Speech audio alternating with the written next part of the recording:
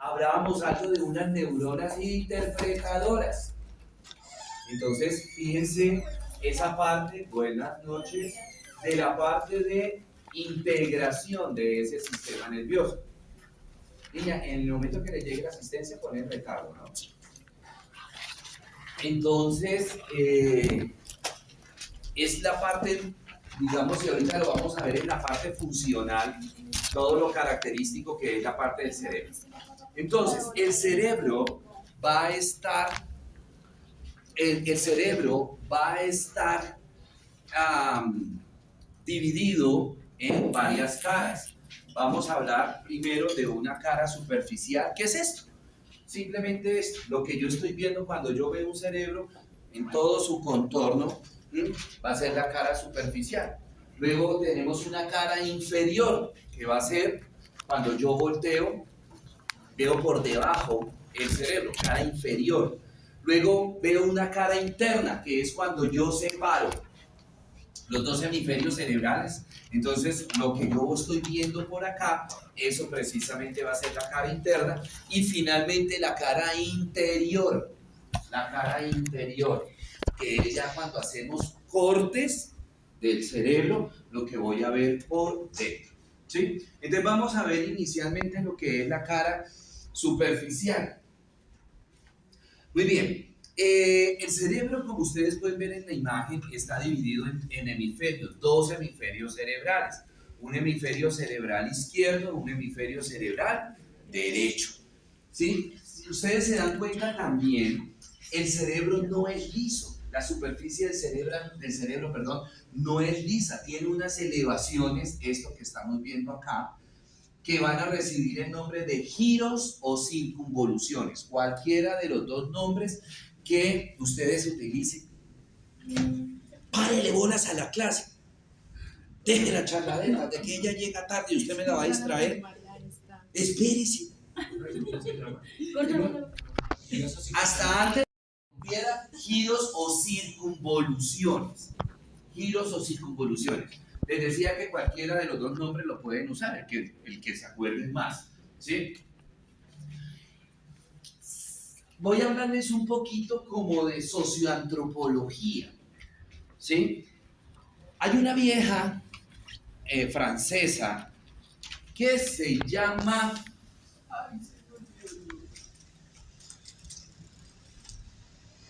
Bueno, ahorita me acuerdo el nombre.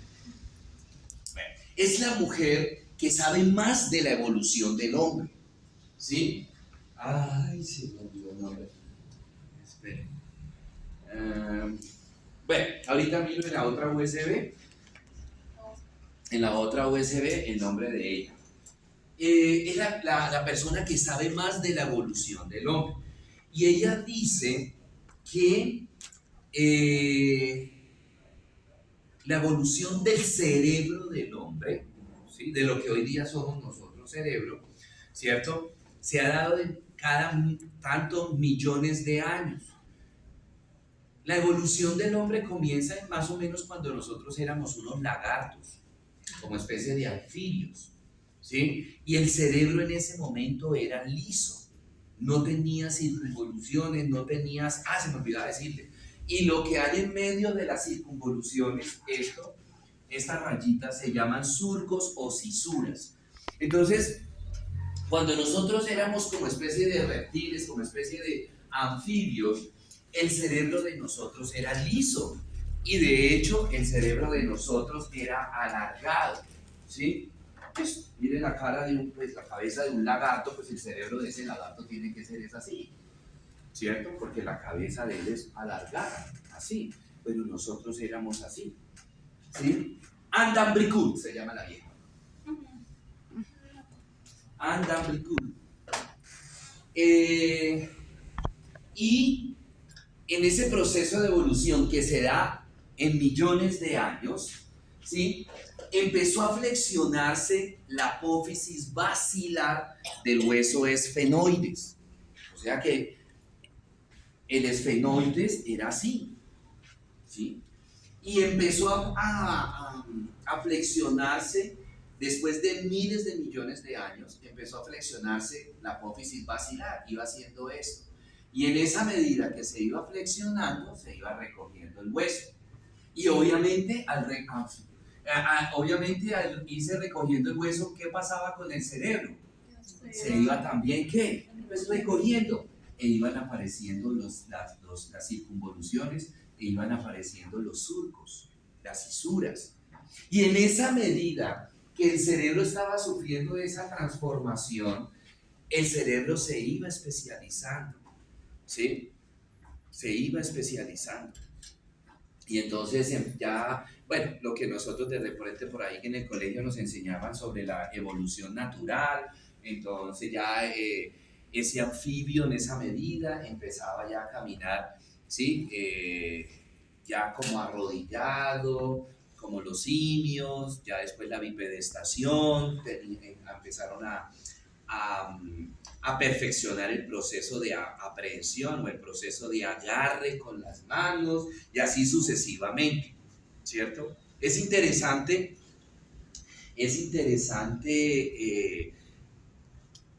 conocer todo lo que habla Anda Bricout sobre la evolución del hombre, ¿sí? Es de las personas que saben más sobre la evolución. Entonces, bueno, las fisuras, los surcos. Hay una fisura grande que está dividiendo el cerebro en los dos hemisferios cerebrales. Esto recibe el nombre de fisura interhemisférica, ¿sí? Vamos a ver algunas fisuras y algunas circunvoluciones, ¿sí? Las más importantes. Cada elevación del tejido, esto tiene un nombre. Y cada rayita, cada fisura, cada surco tiene un nombre. No vamos a ver todos los nombres, ¿no? Porque es bastante complejo. ¿Cada fisura tiene una función? ¿Cómo? Cada circunvolución tiene una función. Bueno, entonces vamos a empezar. Bueno, el cerebro tiene una serie de lóbulos. El cerebro tiene 6 lóbulos. De esos 6 lóbulos, 5 lóbulos son topográficos y un lóbulo es funcional. ¿Qué significa que sean topográficos? Que yo los puedo tocar, que yo los puedo ver, que yo los puedo señalar, ¿cierto? ¿Cuáles son esos lóbulos topográficos? Entonces, lóbulo frontal, lóbulo parietal, lóbulo occipital, lóbulo temporal. Como ustedes se dan cuenta, está en relación con los huesos del cráneo. Ahora, hay otro lóbulo que no se ve así en la parte superficial, ¿sí? Sino que me toca separar el lóbulo parietal del lóbulo temporal.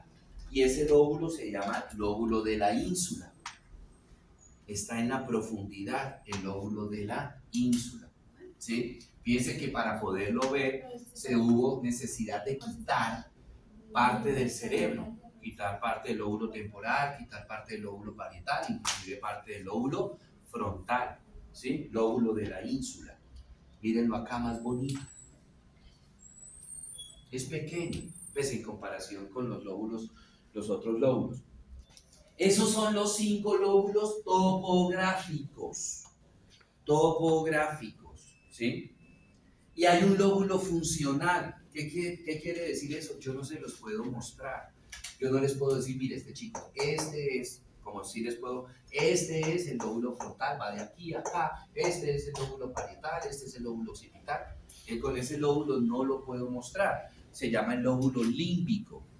Lóbulo límbico. ¿Qué particularidad tiene ese lóbulo límbico? Que está constituido por partes específicas de los otros lóbulos. Entonces, si ustedes se dan cuenta en el dibujito que está en la parte inferior derecha, una parte del lóbulo frontal forma parte del lóbulo límbico, una parte del lóbulo parietal, una parte del lóbulo occipital, del lóbulo temporal forma parte del lóbulo límbico. ¿Cómo se sabe eso? ¿Sí? ¿Cómo se sabe eso del lóbulo límbico? ¿Qué parte específicamente? Pues eso ya es a través de un estudio histopatológico, ¿sí? ¿Por qué? ¿Qué particularidad a nivel general, qué particularidad tienen las neuronas? ¿Qué particularidad se acuerdan ustedes cuando hablamos de las generalidades? ¿Qué? No tienen ADN. Correcto, no tienen ADN, o sea que No se pueden que no regenerar. se pueden reproducir. Pues las neuronas del lóbulo límbico sí tienen ADN, sí tienen ADN, ¿cierto? Y esas las descubrió un tipo ahí todo desocupado, colombiano, que se llama el doctor Ginás, Rodolfo Ginás, ¿sí? Que es uno de los grandes sabios de Colombia. El tipo trabaja en la NASA, el tipo estudió medicina en la Nacional y casi lo echan de la Nacional, cada rato lo vivían echando de la Nacional cuando era estudiante porque era muy inquieto académicamente, no inquieto como a los estudiantes de IQ de la UDE, Bogotá, ¿sí? No, era inquieto académicamente. Debía, por ejemplo, cuando estaba viendo Morfo, buenas noches, cuando estaba viendo Morfo, el tipo despedazaba los cadáveres, ¿sí? Despedazaba los cadáveres, ¿verdad? Y entonces cada rato lo vivían regañando al tipo, ¿sí? Y lo vamos a echar y cada rato era, pero ¿por qué? El tipo descubrió una estructura anatómica cuando él era estudiante. Descubrió un nerviecito pequeño que es un nervio, se me olvidó el nombre de la palabra. Oye, ¿qué me está pasando? ¿Se acuerdan cuando estábamos viendo músculos que yo les dije que habían unos músculos que no aparecían y otros sí? ¿Qué fue el nombre que le di? ¿Qué fue la palabra que les di? Bueno, o sea que no todo el mundo lo tiene, ese nerviecito, no todo el mundo lo tiene. Y si lo tiene, es normal, si no lo tiene, es también normal. Igual que esos músculos que hablábamos en ese entonces. Y así sucesivamente. Él está trabajando en la NASA, se lo llevó la NASA. El laboratorio de él en la NASA, sin mentirles, es como esta cuadra de grande. O sea, el doctor Ginás en la NASA es como el divino niño, aquí en Colombia. Pedid y se os dará. ¿Y él es de acá? Él es de acá, de Bogotá. Él es acá de Bogotá. De hecho, él está nominado para Premio Nobel de Medicina si le llega a salir la cura para el Alzheimer, que es el agua hiperoxigenada. ¿Mm? Ya están en experimentación, ya llevan como 1 año o 2 años en experimentación. ¿Y es viejito todavía? Sí, es viejito, es viejito, es viejito. De hecho, él está, ¿cómo se llama? Ustedes que saben de política y que son todos arrevolverados, ¿cómo se llama esa comunidad? Creo que es la comunidad de los sabios, que sacó acá a Colombia. Mira, vamos a ver, porque yo como poco de política, primero que no sé y segundo que no me interesa. Espérense, a ver, busquemos por Google. ¿Ustedes les gusta? Comunidad de los Sabios Colombia. Es que tienen un nombre especial. Sé que tienen la palabra sabios. Sí, comisión, pues sí. A ver, comunidad de los santos, no, seres vivos. No.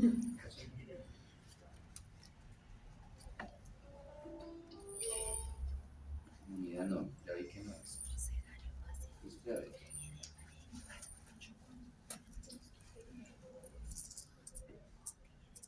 Misión de sabios. Misión de sabios. ¿Sí? Está formado la misión de los sabios, está formado por personas, científicos, políticos, economistas, o sea, personas de todas las áreas que son considerados como referentes por sus aportes a la comunidad, aportes obviamente científicos, aportes industriales y ese tipo de cosas. Precisamente el doctor Ginás está es uno de esos de la misión de los sabios. Él fue el que descubrió que las neuronas del lóbulo límbico sí tienen ADN, ¿sí? Creo que por eso entonces tuvo que haber sido hace mucho tiempo, ¿no? Sí.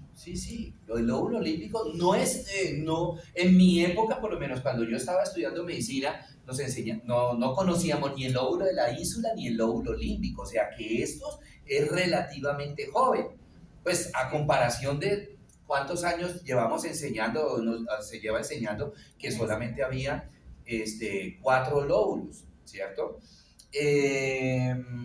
No sé, realmente nunca he tenido la curiosidad por averiguar desde hace cuánto se está hablando del lóbulo de la ínsula, del lóbulo límbico, pero sí sé que en esa medida es relativamente joven, ¿sí?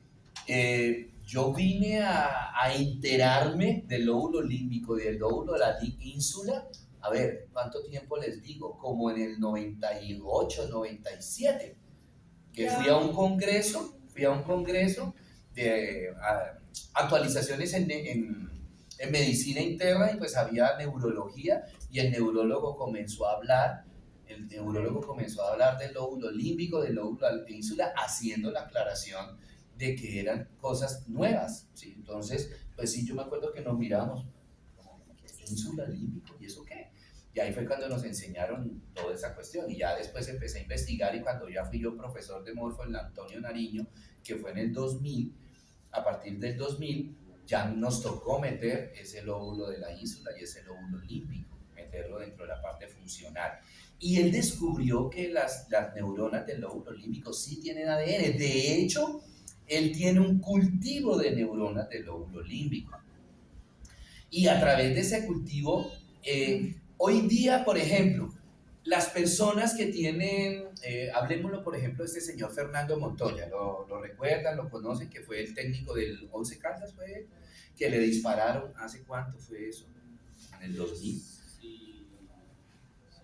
¿O 7? Bueno, en este milenio, mejor dicho, le dispararon por robado, el tipo quedó cuadripléjico porque la lesión fue a nivel medular cervical, el tipo quedó cuadripléjico y entonces, ¿qué se hacía o qué se hace actualmente? Porque todavía no sé si ya están usando las neuronas del cultivo de neuronas del lóbulo límbico. ¿Qué se hace actualmente? Digámoslo actualmente, pero no me crean si actualmente se hace todavía eso. Implantarle células madre al paciente, ¿sí? Implantarle células madres. A Fernando Montoya y anteriormente a todos esos pacientes les implantan células madres. ¿De dónde salen esas células madres? Salen del cordón umbilical. De hecho, hay cultivos de cordón umbilical de hoy día. Entonces, una mamá que quiera, unos padres de familia que quieran guardar las células madres del cordón umbilical pagan. Hay un banco acá en Colombia, y no solamente acá en Bogotá, en varias partes pagan. Entonces, cuando el niño nace le quitan un pedacito del cordón umbilical y lo marcan, ¿sí? Y se lo guardan ahí. Profe, ¿y eso para qué sirve? Ya. Entonces, ¿qué son esas células madres? Que por allá cuando vimos hueso, les hablaba, las células madres son células en blanco. Haz de cuenta, yo siempre pongo esta analogía, como cuando tú compras una USB, ¿sí? En blanco, no traen nada de información. Estas células no traen nada de información.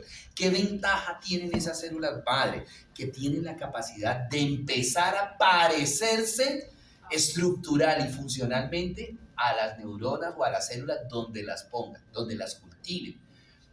Entonces, por ejemplo, a Klopatovsky, que es un concejal de acá de Bogotá, a Fernando Montoya le implantaron células madres en la médula. ¿Sí? Entonces, ¿qué capacidad tienen esas células madres de empezar a parecerse a las neuronas de la región cervical, de la médula de la región cervical? Entonces, al irse apareciendo estructuralmente y funcionalmente, pues empiezan a trabajar dependiendo de las necesidades de esa región. Entonces, por ejemplo, Klopatovsky, que también quedó cuadripléjico por un accidente, él ya camina, él quedó cuadripléjico, de aquí para abajo no podía mover nada, ya él camina con caminador.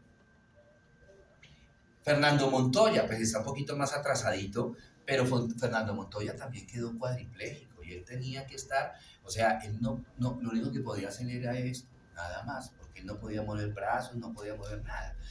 Y a él le tocaba con traqueostomía, ¿sí? Y ya Fernando Montoya respira por sus propios medios, ya puede mover extremidades superiores.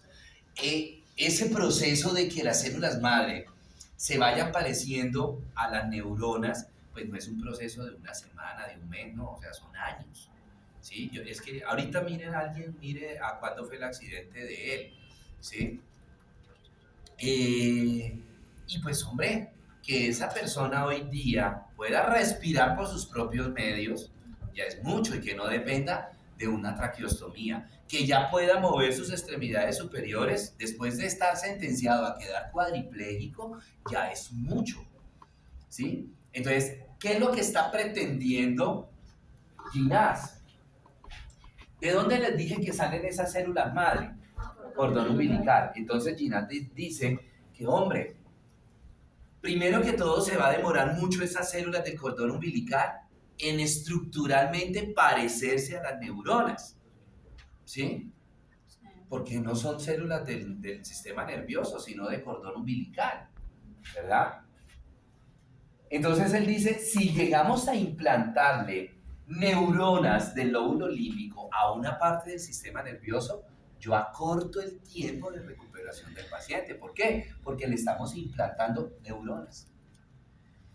Entonces ya la parte estructural de esas neuronas del lóbulo límbico se va a acortar y empieza mucho más rápido la parte funcional, ¿sí? Porque son neuronas, ¿verdad? Entonces, sé que ya hay pacientes, ha probado implantar neuronas del lóbulo límbico a pacientes con cuadriplejía.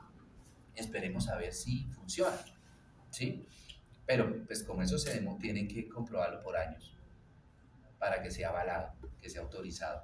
Pero el tipo es un berraco. O sea, hizo obviamente a escala un submarino, ¿sí? Que se mueve con el pensamiento.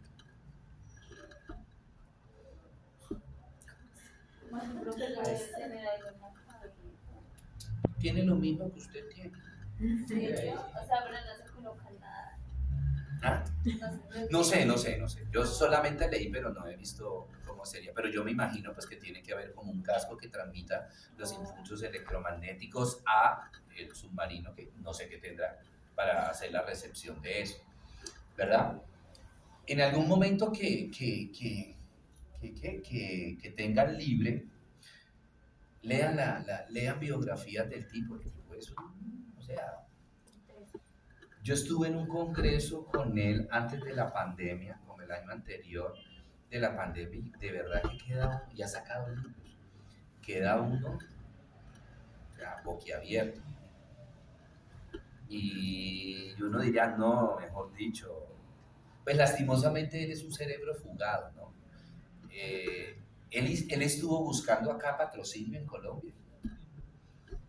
No tenemos plata, no, como pues no era del combo, no era de la rosca, ¿cierto?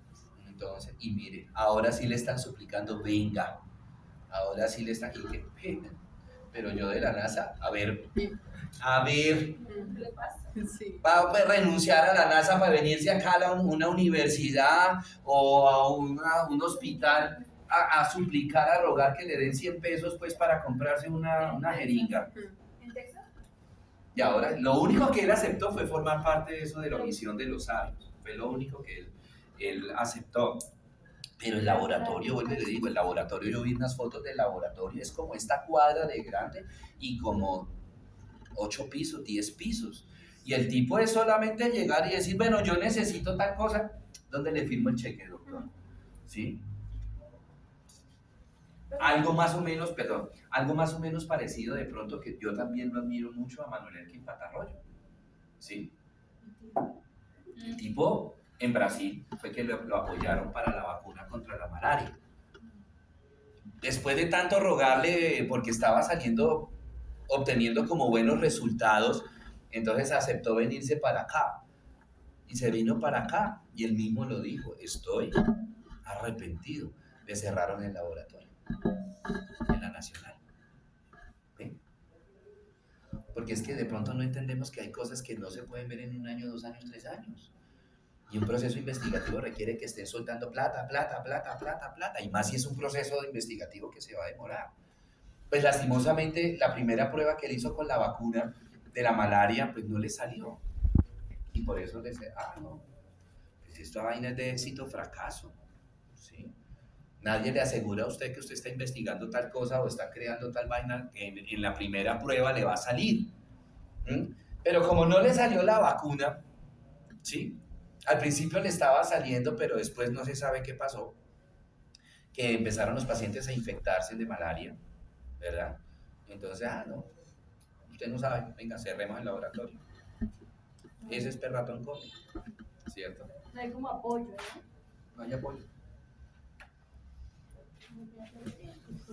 Bueno, veamos entonces algunas cisuras. Entonces, vamos a ver unas cisuras más importantes.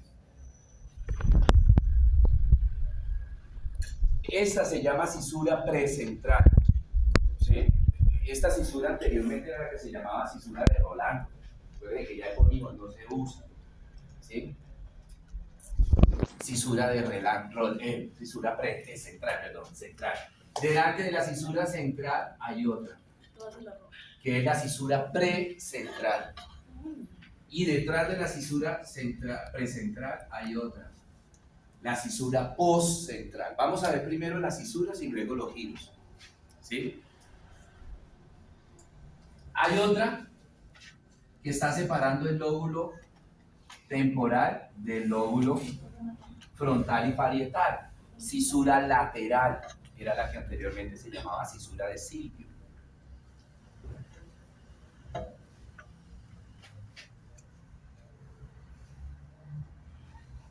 Cisura parieto-occipital. Cisura parieto-occipital. Parieto, de parietal. Parieto. En el lóbulo frontal. Anteriormente todas estas cisuras tenían un nombre raro. ¿Sí? Rolando, Silvio, Broca y un pocotón de cosas, de gente ahí toda rara. Ahora es muy fácil porque simplemente le pongo el nombre, la letra del lóbulo en donde está y el número. Nada más, ¿cierto? Cisura F1, cisura F2, cisura F3.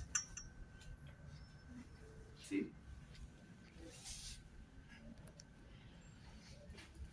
Aquí no se ve casi, pero vamos a...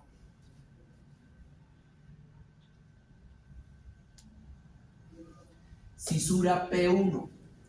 Estamos en el lóbulo parietal. Cisura P1.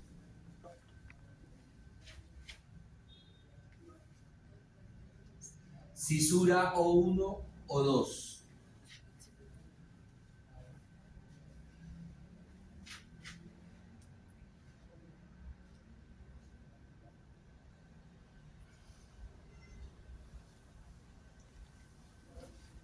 Cisura T1, T2.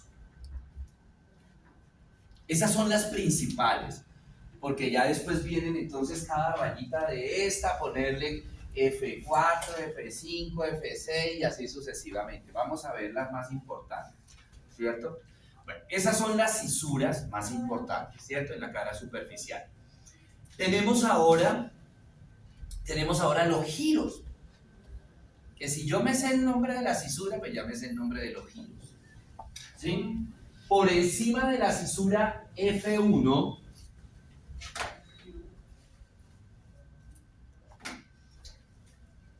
el giro F1.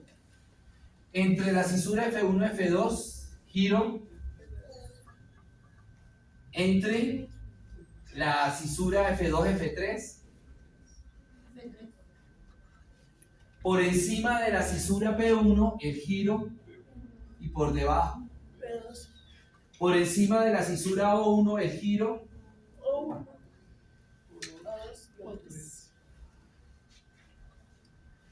Por encima de la cisura T1. Miren que es muy fácil. ¿Sí?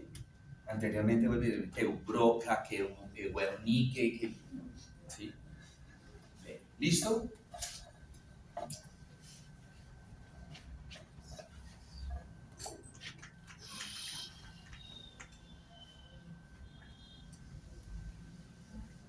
Esa es la cara superficial.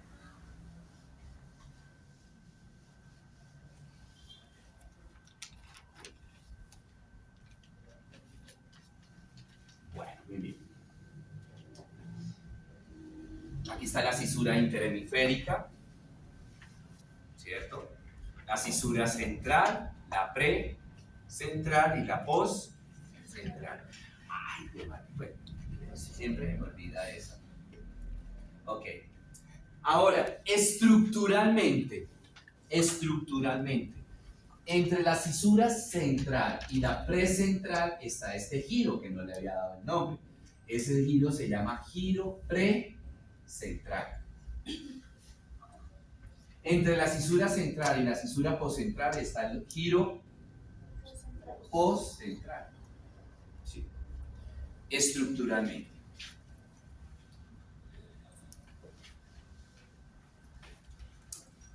Bueno, ahora sí. Mírelas acá, ¿cierto? Nuevamente.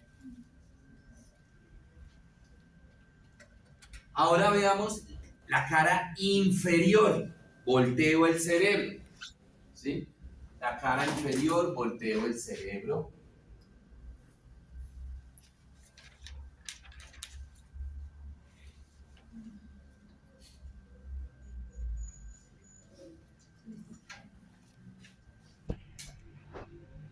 Okay.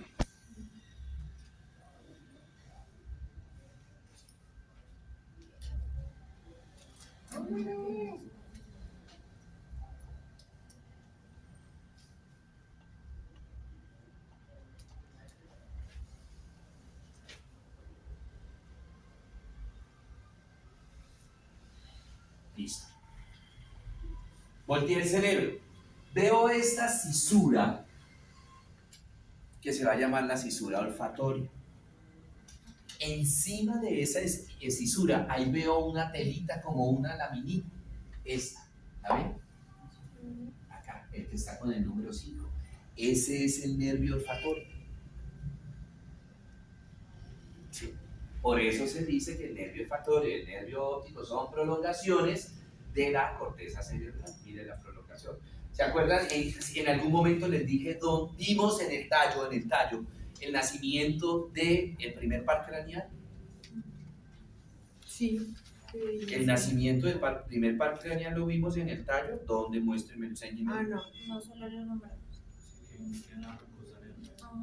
Que se originaba ya, exacto, en la mucosa nerviosa de la fosa nasal, pasaba por encima de la lámina cribada del etmoides y viene por acá para terminar en una parte de la corteza cerebral.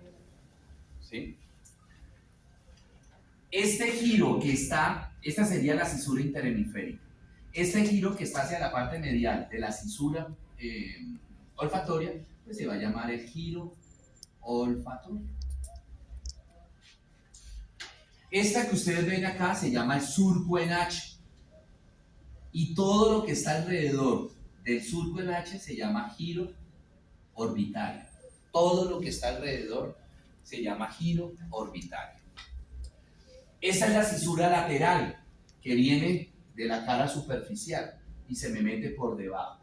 Esta es la cisura lateral, que alrededor del mesencéfalo se me convierte en cisura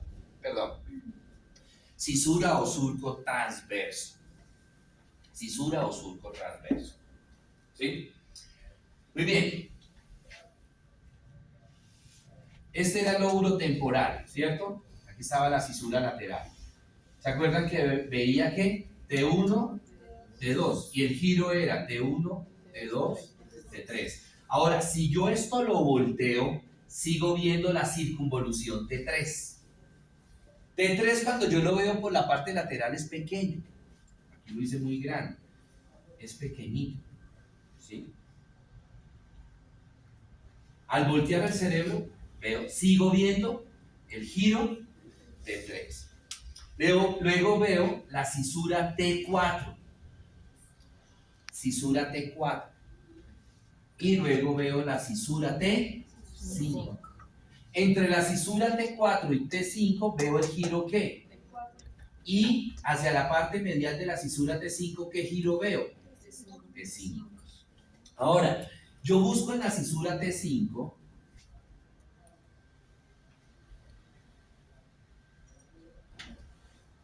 la parte central. Lo que está por delante en la cisura T5, en el surco T5, se llama hipocampo, y la parte de atrás de T5 se llama parahipocampo. Parahipocampo. ¿Sí? ¿Por qué se llama hipocampo? Porque tiene la forma. ¿Qué es un hipocampo? ¿Alguien sabe qué es un hipocampo? Un caballito de mar. Un caballito de mar. Entonces, tiene esta partecita aquí así, que parece la cabecita del caballito de mar, y eso se llama uncus, como si fuera la trompita del caballito de mar. Uncus. Uncus. Uncus, hipocampo, parahipocampo.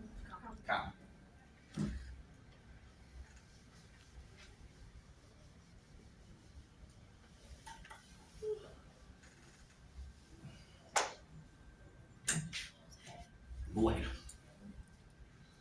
pues aquí está con el tallo y el cerebelo. Mire acá la parte del caballito de mar, el hipocampo. Mire la cabecita, el humus. ¿Sí? Aquí mire el nervio olfatorio. Y ahí debajo está la cisura olfatoria. El nervio olfatorio y debajo está la cisura olfatoria. Y esto se llamaría el giro olfatorio. Esto se llamaría el surco en H y todo esto se llama el giro orbital. Bueno. Veamos ahora la cara interna. Separé los dos hemisferios cerebrales, ¿cierto?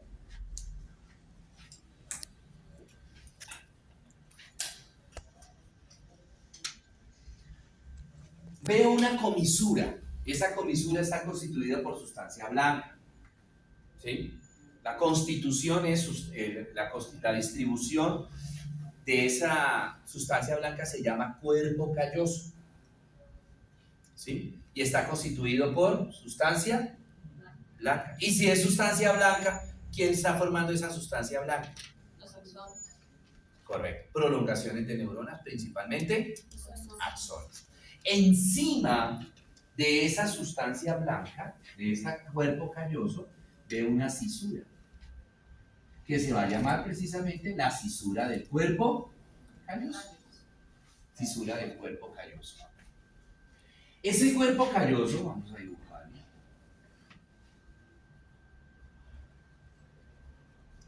Ese cuerpo calloso, que vendría siendo el número 1, tiene, el 2 se llama pico, el 3 rodilla, el 4 cuerpo y el 5 rodete o esplenio.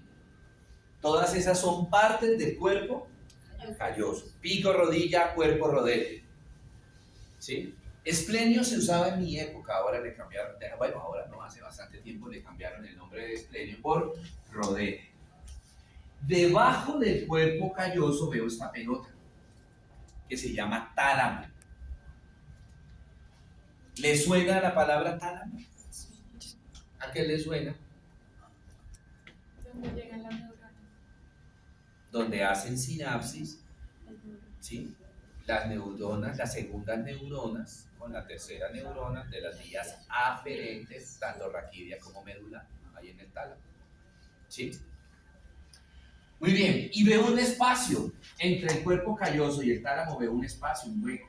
Acá está tapado. Eso se llama ventrículos laterales. Y está tapado, aquí se ve la membrana, está tapado esto por una membrana que se llama fornix. Fornix, termina en X. Fornix.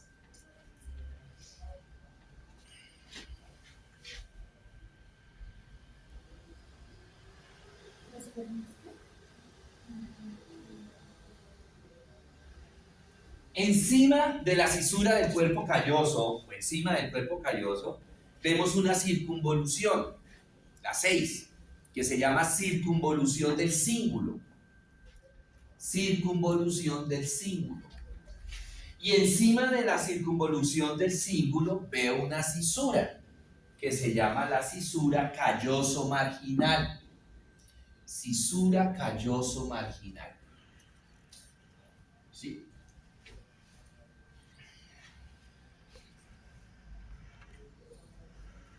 cisura parieto-occipital, que ya la vimos cuando vimos la cara superficial. Cisura parieto-occipital. Ahora, de la cisura parieto-occipital, que es la 10, del 9 ustedes ven que está saliendo otra cisura que me hace ángulo con la cisura parieto-occipital. Esta. ¿Sí? Se llama cisura calcarina. Cisura calcarina.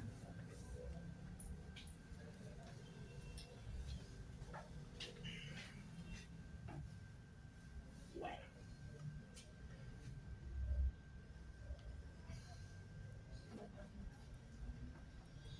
Entre el 10 y el 11 se llama lóbulo cuadrilátero, que es una parte del lóbulo parietal.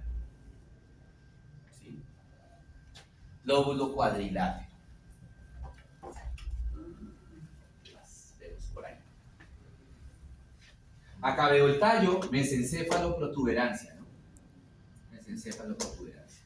El lóbulo cuadrilátero es una parte del lóbulo parietal.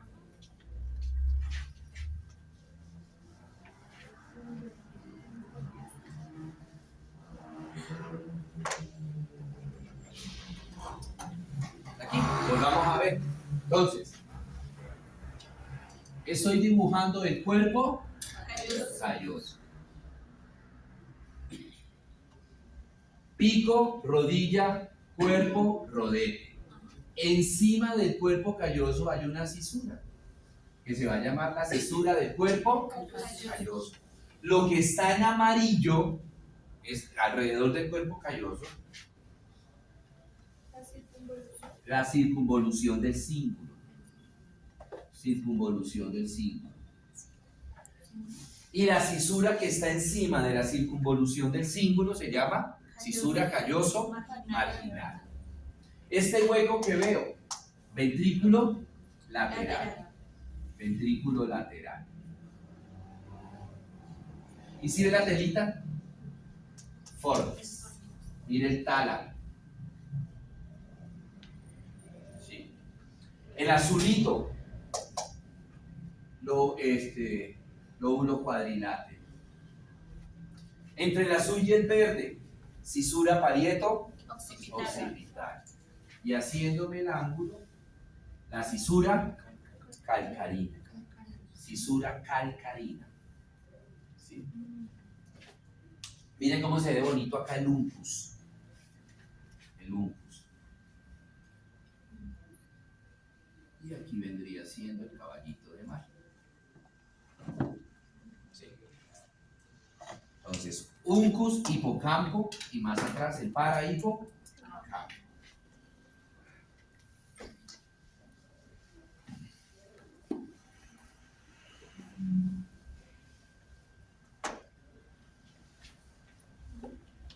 Bueno, vámonos ahora para la parte funcional.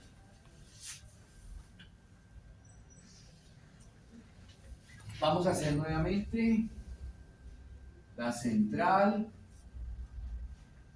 la precentral, la postcentral, aquí no se ve casi pero uno,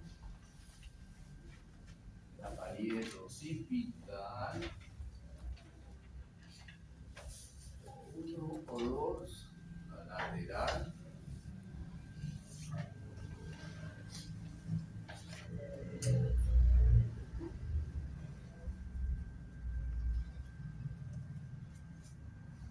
uno de dos. Bueno. Sí, pero es que aquí la F1 sí cambia. La F1 sí cambia. Funcionalmente cambios.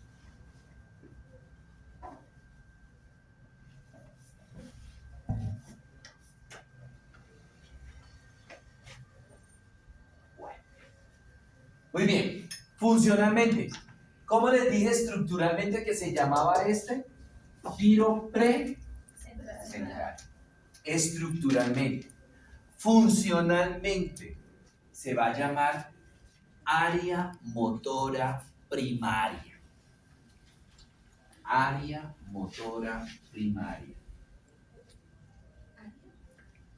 Ahí se van a iniciar todas las vías eferentes. todas las vías eferentes, área motora primaria. ¿Cómo se llamaba esto estructuralmente? Giro postcentral. Funcionalmente, área somatosensitiva primaria. Ahí llegan todas las vías aferentes. Todas las vías aferentes. ¿Llegan? Llegan. Todas las vías aferentes. Muy bien. Aquí, en ambas, tanto en el área motora primaria como en el área somatosensitiva primaria, hay una representación por parte de neuronas de todo nuestro cuerpo. De todo nuestro cuerpo. ¿Sí? Y eso se va a llamar homúnculo. ¿Sí? Homúnculo. Ahorita les muestro. Homúnculo. Entonces, el homúnculo acá, en el área motora primaria, ¿cómo se llamará? Homúnculo motor.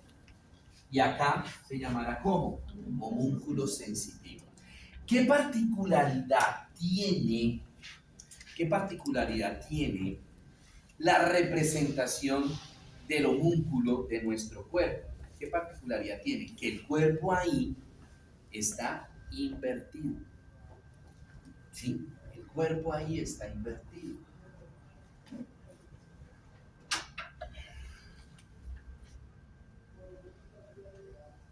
O sea, la cabeza queda y los pies quedan.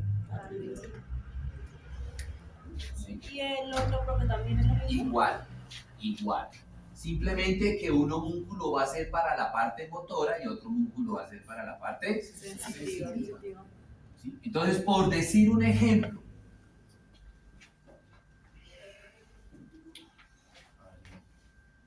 motora primaria.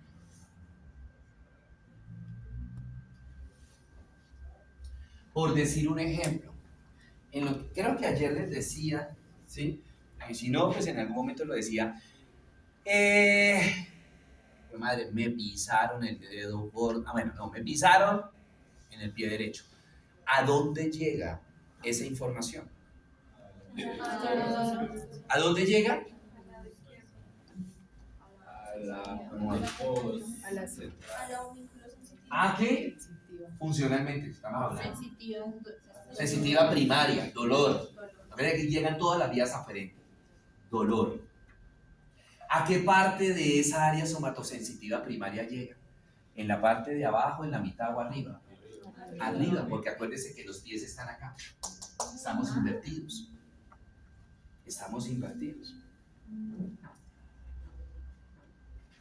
Don Robert, no se asuste.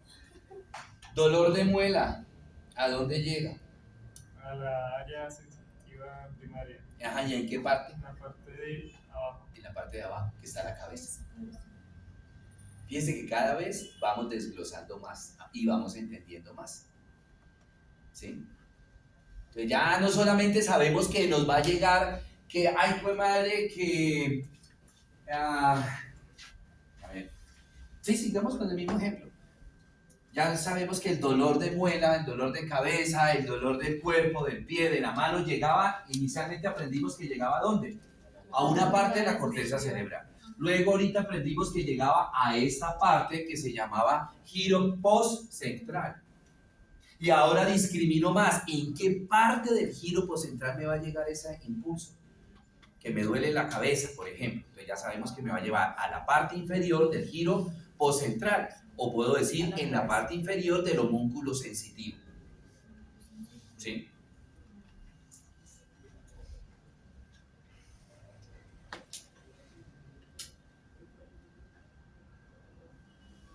Entonces, en el primer caso clínico de ayer que veíamos del taller, no sé si fue ayer, del niño que no podía mover la piernita derecha, ¿dónde estaba el problema?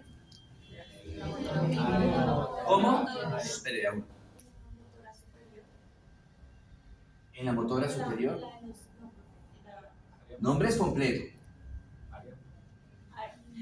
Área motora primaria superior. Correcto. Área motora superior. Ahora, no, ahorita no. Más adelante. Listo. Ahora, ¿esta cisura cómo se llamaba? P1. ¿Cómo se llamaba este giro? Todo giro P1 y P2, todo giro P1 y P2 se va a llamar área somatosensitiva secundaria. Lo primero, ¿qué particularidad tiene cuando yo digo que un impulso llegó o se inició en el área primaria? Que es que, ¿cómo? ¿Alguien dijo de pronto? Bueno, me parece. ¿Qué es que?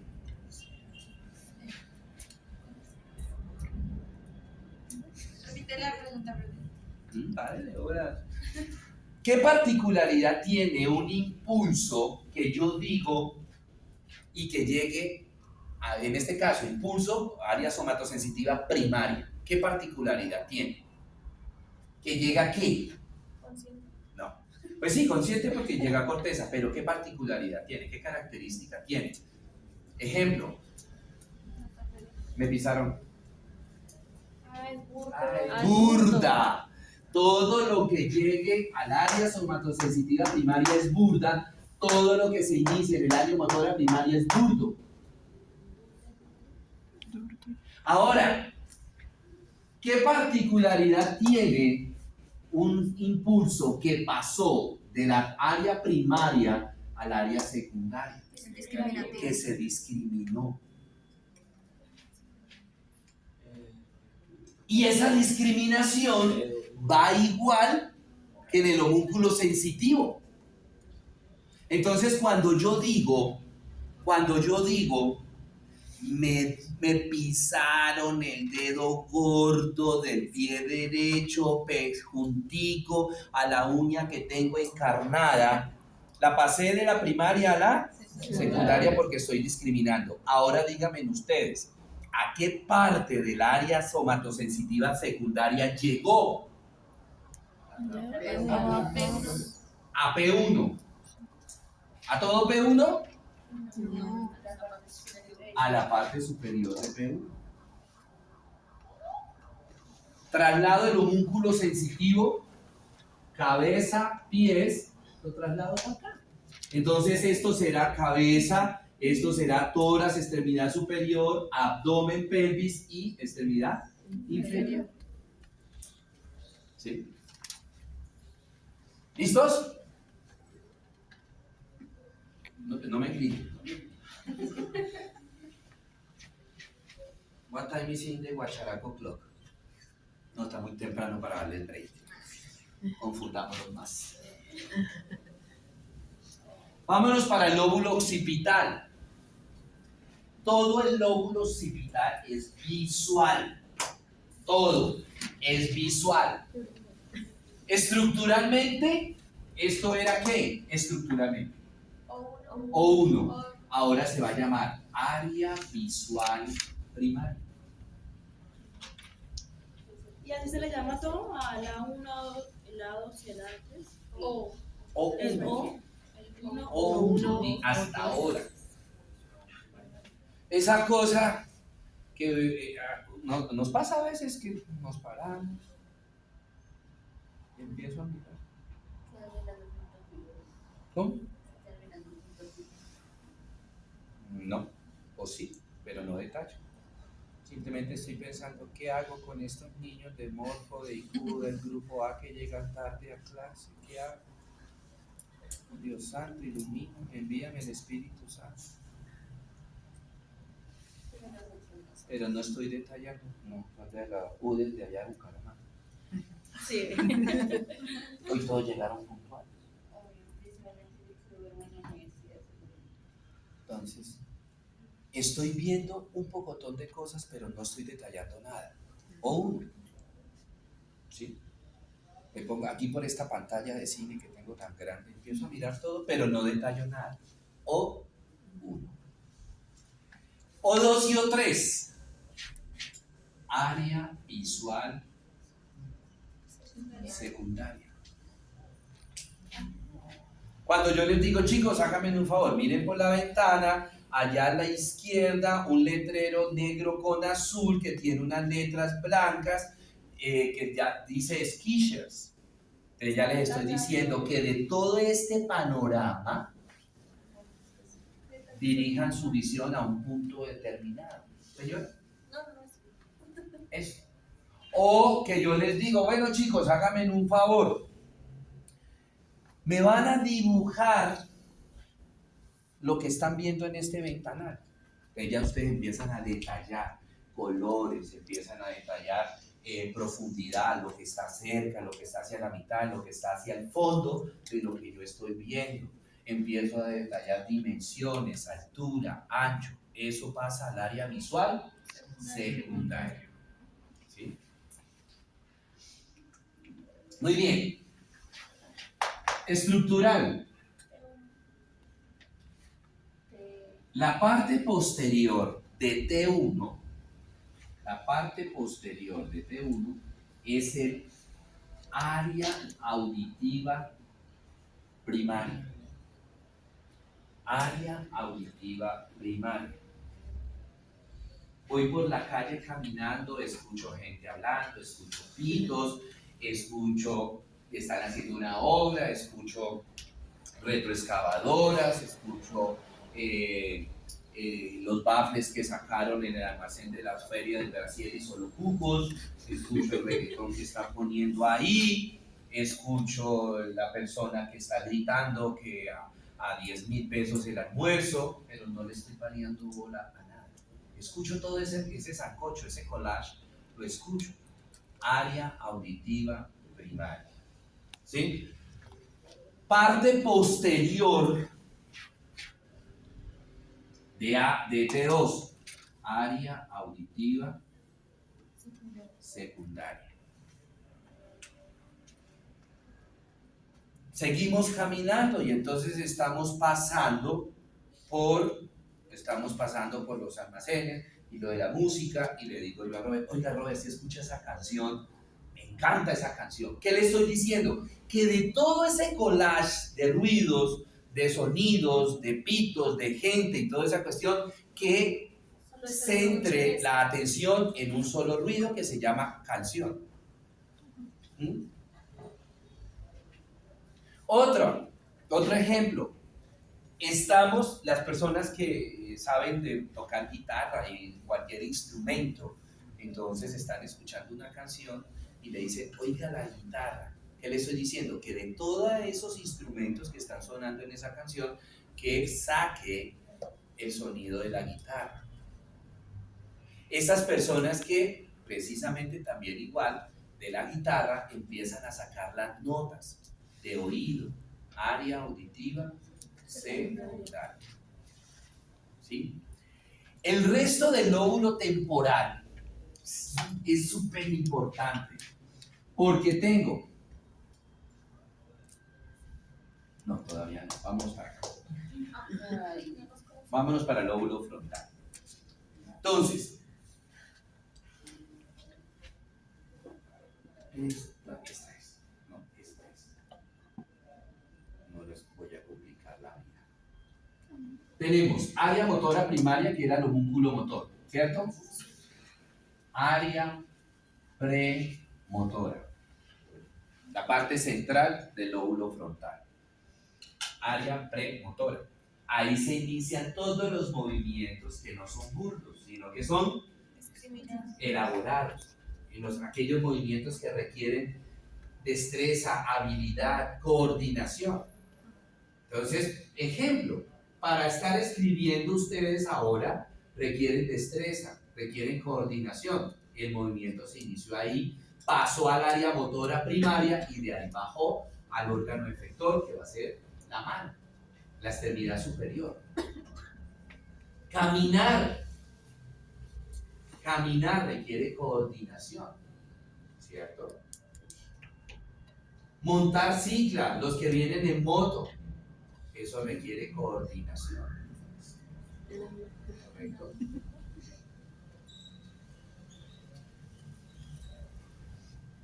Y la parte anterior del lóbulo frontal, área prefrontal.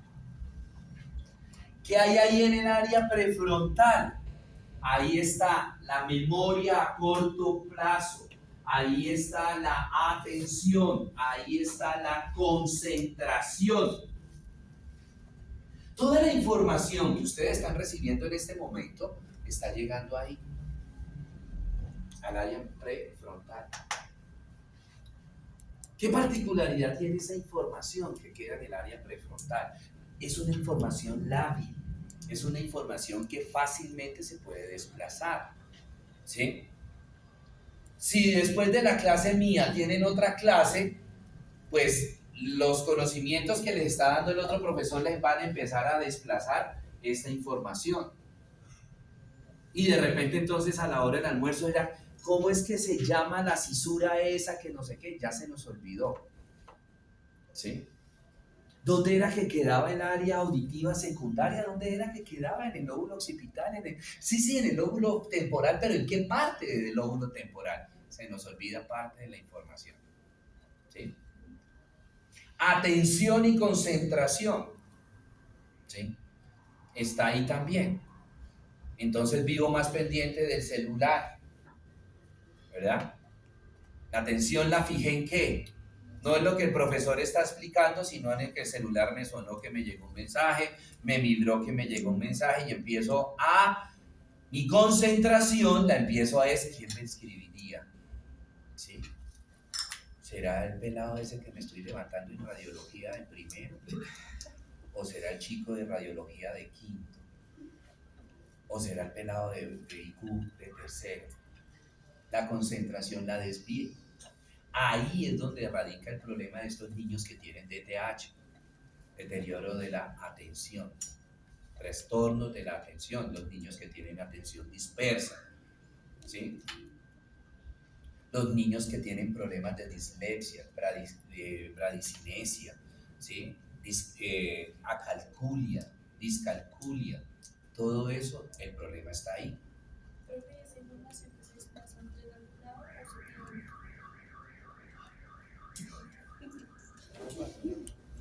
¿Y lo pisa por qué pasa? ¿Ah? ¿Por qué pasa? Hay que mirar cuál es el problema. ¿Sí? ¿Tiene cura?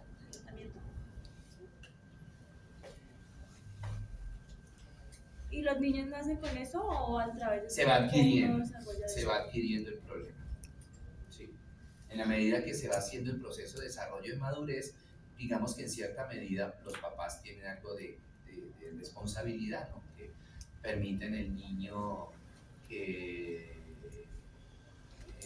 no fije la atención, no se le exige al niño en ese proceso que está madurando, no se le exige que el niño se concentre, que ponga atención, ¿sí? Entonces ahí radica. Bueno, ahora sí vámonos al lóbulo el resto del lóbulo temporal. El resto del lóbulo temporal tengo la memoria a largo plazo, todo el lóbulo temporal, el resto tanto por encima, lateral como por inferior. Tengo lo que es lenguaje hablado, lenguaje escrito,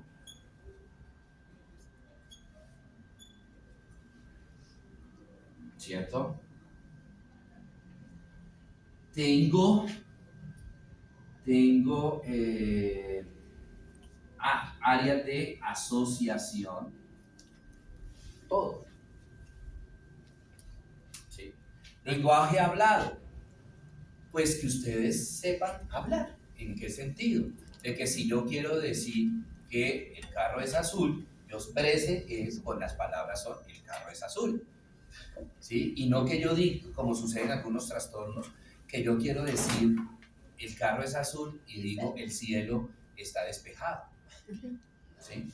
Y para el paciente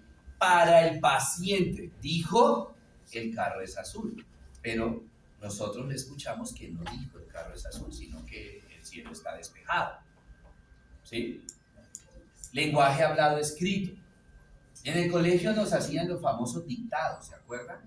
Entonces que la profesora empezaba o el profesor empezaba, bueno, era un día lluvioso y el cielo se encontraba con grandes nubarrones.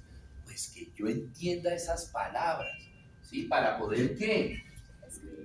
Era un día lluvioso. Entender lo que se me está preguntando en un parcial. Entender las palabras, ¿cierto? Entender las palabras y entender la comprensión. Lenguaje hablado, lenguaje escrito. Y memoria a largo plazo. Y atención, por eso hay asociaciones. De aquí salen neuronas para todos los lobos. Para todos los lobos. ¿Sí? Para asociar el área visual con el lenguaje hablado, el lenguaje escrito. Que si yo les digo a ustedes, chicos, háganme un favor, acabamos de ver este cerebro, dibújenmelo. Acabamos de ver este cerebro, dibújenmelo. ¿Sí? Cuando estábamos pequeños, íbamos con el papá, con la mamá por la calle y el papá nos mostraba, ojo, el papá nos mostraba un perrito y nos decía un guau guau, ¿cierto? Un guau guau. Y después de que tanto nos repetía el papá eso, nos mostraba un perrito, un guau guau, yo llegué a ver un día un perrito y dije, miren, guau guau. Después que ya iba madurando más mi neurona, ya no me decían guau guau, sino perro. Y en el colegio ya me decían después, dibuja un perro. Y ya después también me decían, escribe la palabra perro. Todo eso lo tenía que, pues asociado de algo que yo qué, algo que yo vi. ¿Sí? Fibras de asociación. ¿Correcto? Bueno, muy bien. Preguntas, dudas, inquietudes. Para los niños que tienen ese déficit de atención, ¿hay alguna edad específica o ya después de cierto tiempo no se puede hacer nada? Pues entre más rápido se le dé tratamiento a ese déficit de atención, pues mejor. ¿Por qué? Porque acuérdense que las neuronas están mejor, madurando. Entonces, si detectamos un niño con un déficit, un DTA, un déficit de atención, a los 4, 3, 5 años las neuronas se pueden modelar fácilmente. Mientras que si le detectamos a los 10 años ya las neuronas están muy maduras. Y ya es más difícil. O sea que no hay solución ya prácticamente. Es más difícil. No puedo decir que no hay solución, pero es más difícil. Profe, en el pensar y hablar, cuando una persona, por ejemplo, dice como se dijo, cielo azul, y en vez de decir cielo azul, dice azul cielo. Eso es dislexia. Dislexia. Lenguaje hablado. Y las asociaciones. ¿Listo? Bueno, muy bien. Preguntas, dudas, inquietudes.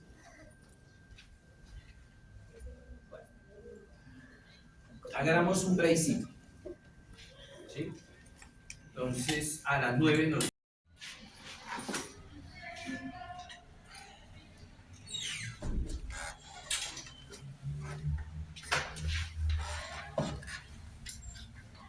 Bueno, la circulación a nivel del encéfalo comienza con las arterias vertebrales. Esas arterias vertebrales entonces entran al cráneo y me van a dar las arterias espinales anteriores y posteriores. Aquí falta en el dibujito una. Y me van a dar una arteria muy importante que se va a llamar pica, que es la arteria cerebelosa posterior-inferior. Pica. Luego, las arterias vertebrales se unen y me forman esta arteria, que es la arteria basilar. Esta arteria basilar me da esta arteria, que se llama AICA, arteria cerebelosa antero-inferior. Me da estas arterias pequeñitas, que se van a llamar las arterias pontinas o pónticas, y me da esta, que se va a llamar la arteria cerebelosa superior. Luego, la arteria basilar se me divide en dos, que van a ser las arterias cerebrales posteriores. Hacia el mesencéfalo, aquí a este nivel estoy en la protuberancia, el bulbo, a este nivel estoy en la protuberancia y a este nivel estoy en el mesencéfalo. En la parte central del mesencéfalo hay una anastomosis, que es entre la arteria cerebral media y la arteria carótida interna. Y de esa arteria, de esa unión, sale esta arteria que se llama la arteria comunicante posterior, que como el nombre me lo indica, comunica la carótida interna con la cerebral posterior. Y también de la carótida interna sale una rama que se llama la cerebral anterior, y las dos arterias cerebrales anteriores están unidas por la arteria comunicante anterior. Esto es lo que se llama anteriormente, y en los libros ustedes lo encuentran, que se llama polígono de Willis, que ya no se usa ese nombre, sino círculo arterial de la base del encéfalo. Círculo arterial de la base del encéfalo.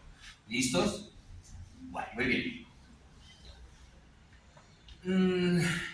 Entonces, con base en eso, vamos a hacer un taller. Sí. Entonces, en grupos de 2. Pero entonces, ¿qué hacemos? Bueno, ¿usted con quién se va a hacer? Angie. Bueno. ¿Su merced? ¿Su merced? ¿Su merced? Entonces, les dice a los chicos, vayan a biblioteca o a informática para hacer el taller. ¿Cuántos harán falta? En la lista, profe, mira cuántas personas vinieron y miremos las tareas. Aquí hay que... A ver.